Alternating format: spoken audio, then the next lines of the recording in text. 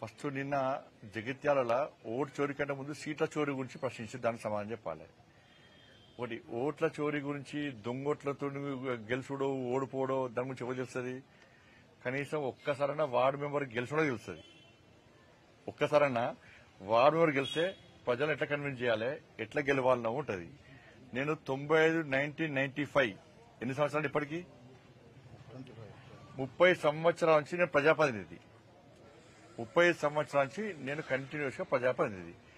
ఒక్కసారి కూడా ward member గెలిచిన వాళ్లకు ఓట్ల చోటు నుంచి ఏం తెలుస్తుంది?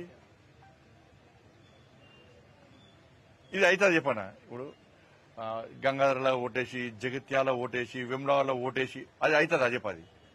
అది సాధ్యమవుతుందా? నేను 5,000 10,000తో 50,000 లక్షల ఓట్లతో మీరు గెలుస్తున్నాను. నేను 2,20,000 ఓట్లతో కరీంనగర్ ప్రజలు నాకు బ్రహ్మాండమైన మెజార్టీని అప్పయ్యారు. కాబట్టి ఓట్లేసిన ప్రజలను దొంగోట్లంటే ఇది కరీంనగర్ పార్లమెంట్ నియోజకవర్గ ప్రజలతో పాటు ఈ 8 నియోజకవర్గాల పార్లమెంటు నియోజకవర్గాల్లో ఆ ఓటర్లను అవమానించినట్ట కాదా?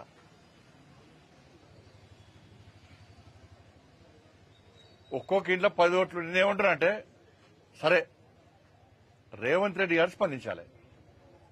అసెంబ్లీ రద్దు చేయాలి, ఎన్నికల కమిషన్ లెటర్ రాయరి, రాసి మొత్తం పూర్తిగా ఒక్కొక్క ఇంట్లో డబుల్ ఓట్లుండి అన్ని తీసేయమని చెప్పి లెటర్ రాయరి. దాని తర్వాత మళ్ళీ ఎలక్షన్స్ పెట్టుర్రి. మళ్ళా కాంగ్రెస్ పార్టీ అధికారంలోకి వస్తే రాజకీయ సన్యాసం తీసుకుంటారు. నేను జనము రాళ్లతో కొడుతున్నారు. 2,500 ఇవి మహిళలకు ఇస్తాయి, 40 రూపాయల పెన్షన్లు ఇవి, 40 రూపాయల నిరుద్యోగ వృత్తి అది, 2 లక్షల ప్రభుత్వ ఉద్యోగాలు ఇవి, తులం బంగారం ఏది, స్కూటీలేవి, మా డిఏలేవి, ఫీజు రియంబర్స్మెంట్ ఏది, ఆరోగ్యశ్రీ బకాయిలేవి, 12,000 రైతు కుళ్ళకేవి, ఇంకా 22 లక్షల మందికి రైతు భరోసా ఏది, రైతు భరోసా ఏది?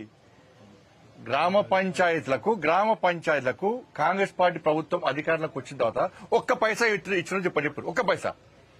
నాకు తెలిసి దేశంలో 2 సంవత్సరాల కాలంలో గ్రామ పంచాయతీకి ఒక్క పైసా ఇవ్వకుండా ఉన్న ఏకైక ప్రభుత్వం తెలంగాణలో కాంగ్రెస్ పార్టీ ప్రభుత్వం. ఒక్క పైసా కూడా ఇవ్వలే. ఇప్పుడు ఎన్నికలు దేనికోసం పెడతామనుకుంటున్నారు? కేంద్ర ప్రభుత్వం నిధులు ఇస్తుంది కాబట్టి ఎన్నికలు పెడదామనుకుంటున్నారు. మరి కేంద్ర ప్రభుత్వం నిధుల కోసం ఎన్నికలు పెడితే ప్రజలు ఎవరికి ఓటేస్తారు? కేంద్రంలో అధికారంలో పార్టీకి బీజేపీకి ఓటేస్తారు. దాని మీద స్పష్టం చెప్పని చెప్పాను. రాత్రిపూట యాత్రలు చేసి ప్రజలను కలవకుండా ఒకసారి ఆయనే బీజేపీ రాష్ట్ర అధ్యక్షుడు తీసేసినప్పుడు ఒక బీసీ నాయకుడిగా స్పందించినాడు. బీసీ ఆయనే అంటున్నాడు, బీసీ కాదని ఆయన అంటున్నాడు. ఆయన చూస్తే ఏమైతే గజనీ సినిమా గుర్తొస్తుంది. దాని హీరోకు 15 నిమిషాల కంటే ఏం గుర్తురాదు. మళ్ళీ ఏం గుర్తులేదు, 15 నిమిషాల మళ్ళీ ఏం గుర్తులేదు, అన్న గుర్తురాదు. ఆయన ఎవరు తెలిసి చెప్పండి ఎవరికన్నా? కరీంనగర్ ప్రజలు ఆయన గుర్తుపడతారా? ఒకసారి వార్డు మెంబరో సర్పంచో ఎంపీటీసో చేసి సమస్యల మీద కొట్లాడితే వాళ్ళు ప్రజలకు తెలుస్తుంది. అక్కడ రాహుల్ గాంధీ ఏమో ఓటు తీసేస్తున్నారు అంటారు. ఇప్పుడు కరీంనగర్లో ఒక్కొక్క ఇంట్లో 200 ఓట్లు మైనార్టీ ఇళ్లలో ఉన్నాయి. గతంలో సునీల్ రావు కాంప్లైంట్ ఇచ్చారు. ఆ ఓట్లు ఎవరు పడతాయి? దొంగ ఓట్లు పడ్డాక గెలవాలి. వాళ్ళు ఓట్లు వేసుకున్నా గెలవలే. వాళ్ళు మైనార్టీలలో ఒక్కొక్క ఇంట్లో 50 ఇండ్లున్నాయి. కరీంనగర్లో ఉన్నాయి. మేము ఫిర్యాదు కూడా చేస్తాం, తొలగించలే. ఆ ఓట్లు ఎటు పడతాయి? అయినా గెలవలే వాళ్ళు.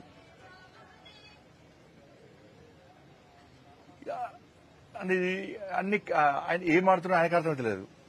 అవగాహన అయితే ఆయనకు ముంగట ఇద్దరం కూడా టెక్క విజిల్ లేగానే రెచ్చిపోయి మాట్లాడతానంటే చెప్పండి. మేవేరి ఓట్లు అక్కడిక్కడ వేసే అవకాశాలు ఉంటాయా? ఇలా బీసీ అని బీసీ నాకు కూడా విమర్శిస్తారు. బీసీ రిజర్వేషన్ ఏమంటే ముస్లిం రిజర్వేషన్ ఇస్తారు. బీసీ రిజర్వేషన్ ఏమంటే ముస్లిం రిజర్వేషన్లు ఇస్తారు.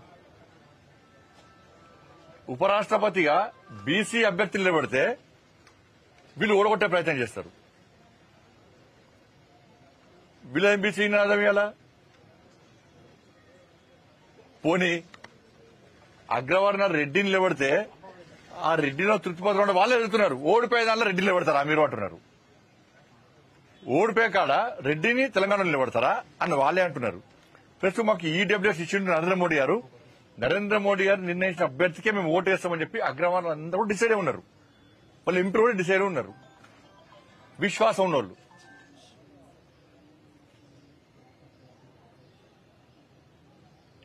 అంటే వాళ్ళు ఏమంటారంటే రాహుల్ గాంధీ మహాదేవ్పూర్ అది బయట పెట్టిన తర్వాత దేశవ్యాప్తంగా మాకు ఈ అనుమానాలు ఉన్నాయి, తెలంగాణలో కూడా మేము మరి వాళ్ళ ఎంపీ ఆయన మీద కూడా మేమే గెలుస్తున్నాం.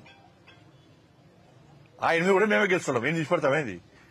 ఇప్పుడు పోయినసారి అసెంబ్లీలో మేము 8 సీట్లు ఎట్లా గెలుస్తాం? మేము 8 సీట్లు ఎట్లా గెలుస్తాం? మేము ఎమ్మెల్యే కాదు. అధికారం మాదే వస్తుంది కదా.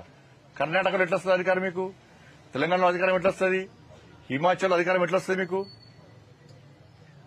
అన్నింటిలో మేము అధికారంలోకి వస్తాం కదా. పార్లమెంట్ లో తక్కువ సీట్లు ఎందుకు వస్తాయి మాకు పోయినసారి కంటే?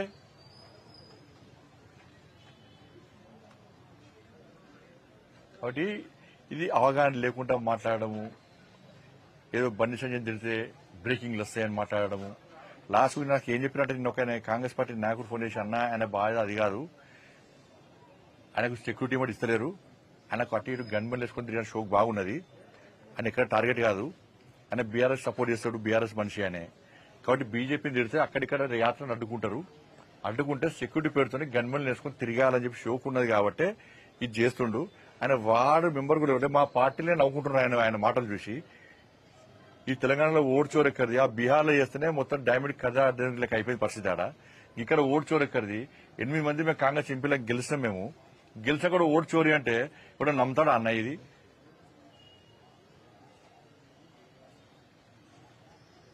నేను గెలిచాక వెంటనే ఎందుకు ఎలక్షన్ కమిషన్ కంప్లైంట్ ఎందుకు ఇవ్వలే? ఎందుకు పిటిషన్ ఇవ్వలే? ఆయనను ఎవరు నియమించారో వాళ్ళ చెప్తున్న వాళ్ళే ఒప్పుకునే పరిస్థితి వచ్చింది ఇవాళ. దాని కదా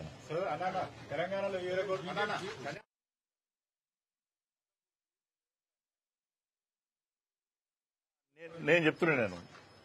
మేము ఎన్నికలు ఉన్నా లేకున్నా సనాతన ధర్మం కోసం, హిందూ సమాజం కోసం, హిందూ ధర్మ పరిరక్షణ కోసం పక్కా భారతీయ జనతా పార్టీ ముందు ఉంటది. ఎన్నికల కోసం కాదు.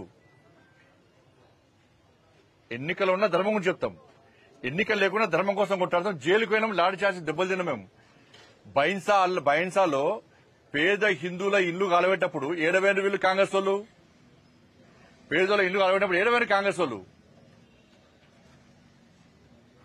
అనేక మంది యువకుల మీద పీడీ యాక్ట్ పెట్టింది బీఆర్ఎస్ పార్టీ ప్రభుత్వం. కాంగ్రెస్ పార్టీ ఏడమైంది? గోహత్య జరుగుతుంటే కాంగ్రెస్ వాళ్ళు ఏడవేరు. మేము కొట్లాడుతున్నాం, నిరంతరం కొట్లాడుతున్నాం. బైన్సాప్పుడు ఎన్నికల్లో అయినా కొట్లాడినాం, అరెస్ట్ అయినాం. ఇవాళ పరిస్థితి ఏంది? మక్కాకు పోతే మీరు ఏం చేస్తున్నారు? అన్ని ఫెసిలిటీ ఇస్తున్నారు, పైసలు ఇస్తున్నారు, వాళ్ళకి సపరేట్ బడ్జెట్ ఇస్తున్నారు. ఇలా ఒక పేదోడు అయ్యప్ప శబరిమల పోవాలంటే పోలేని పరిస్థితి.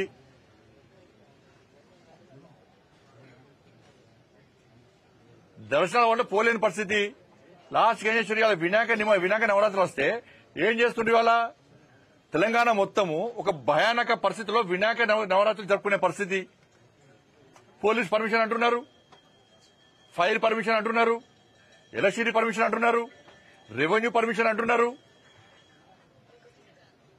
పోయినసారి ఎక్కడ వినాయకుడు పెట్టారు ఆడ పెడితే కూడా రోడ్డు అడ్డం ఉందంటారు. ప్రజలకు లేని ఇబ్బంది మీకెందుకు? సౌండ్ పెట్టద్దు, గుళ్ళలో సౌండ్ పెట్టద్దు అంటే బాగా చెప్తా పెడతాం సౌండ్. ప్రజలకు ఇబ్బంది కాకుండా చట్టానికి లోబడి పక్కా పెడతాం సౌండ్. జులు తీసుకోవద్దు, ఈ టైం వరకు తీసుకోవాలి. ఇదా మీరు చేసేది?